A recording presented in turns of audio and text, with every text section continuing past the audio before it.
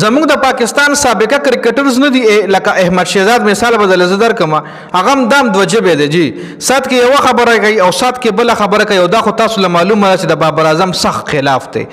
د پاکستان په ټیم کې چې کله بابر اعظم موجودو نو پاکستان به چې میچ بایلو دا غي ټوټلی الزام به د خپل ویلاو کې په بابر اعظم باندې لګولو چې بابر اعظم به کله سنچري وخله د به د سلو بیټینګ کوی وخله چې کله به په زیرو او شو بابر اعظم په زیرو او شو چې کله پاکستان میچ بایلو کپتانو د کې د کپتان غلطي و کپتان ډیر زیات میسټیک وکړ او بابر اعظم داسې او بابر اعظم داسې خو اوس د دې دوجبي انسان خبره در سره شریکوم چې د ایشیا کپ نه مخکې د کم بیان جاری کولو د ایشیا کپ نه د څه بیان جاری کړی دی د ایشیا کپ د لپاره چې کله د سکواډ اناونس شو دا کم سکواډ چې اوس په ایشیا کپ کې ډیر بوري طرح ناکام شو دا چې کله د ایشیا کپ د لپاره اناونس شو نو د په یو ویلاګ جوړ کړو په هغه ویلاګ کې د سکواډ ډیر غټي صفات کړې وي په هغه ویلاګ کې د ویلی وو وای کہا ہے وہ لوگ جو کہتے تھے پاکستان میں ٹیلنٹ نہیں ہے لکه هغه ټایم کې د وی چې ټیم دا سکواډ سلیکشن د وی هغه خلک سوسو چې چاوي په پاکستان کې ټیلنٹ نشته دی لکه سایم ایوب سمره ښه ټیلنٹ ته محمد حارث سمره ښه ټیلنٹ ته حسن نواز سمره ټیلنٹ ته سلمان علی هغه سمره د کمال کلاړي دی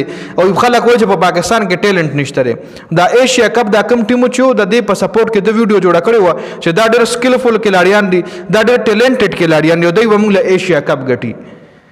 د دې ډېر غټي غټي صفات کړې وي خو چې کله ایشیا کپ ختم شو نو د خپل ویلاګ کې سوي یہ ٹیم آپ نے سلیکٹ کر کے بھیجی ہے کھیلنے کا پتہ نہیں یہ ٹیلنٹ آپ کو ملا کہاں سے ہے اس سے اچھا گلی محلے کے بچے کھیلتے ہیں لکه بیا د په بورډ باندې تنقید کولو پاکب جابر باندې تنقید کولو په سلیکټرانو باندې تنقید کولو چې دا ټیم تاسو له ملو شوی چرته نه دی دای نه خو مړ وای د گلی محلے هغه ماشومان هم خلوبه کوي دا ټیلنٹ تاسو له ملو شوی چرته دا دومره بکواس ټیلنټ او د ایشیا کپ نه مخکې ګوره درم د ټیم صفات کولی لکه سات کې به یو سوی سات کې به بل سوی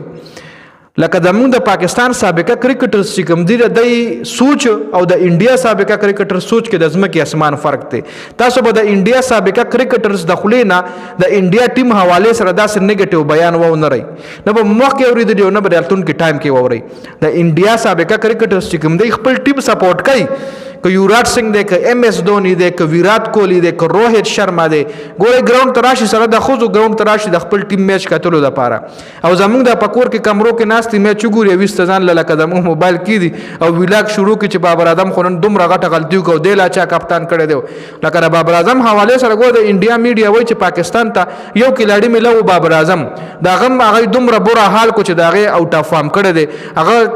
هغه دومره ایکسترا ټینشن کې چول چې هغه نه پرفارم نه کیږي دا بالکل حقیقت ته هم د دې خلکو په وجه باندې د بابر اعظم فارم تل دي د دې خلکو د خبرو په وجه باندې داغه منټلی کمپلیټلی مطلب ډیسټرب دي نو دا احمد شهزاد بیانات دي د تاسو د دې حواله سره سره دا خپل قیمتي رائے موږ سره په کمنټ کې ضرور شریک کړئ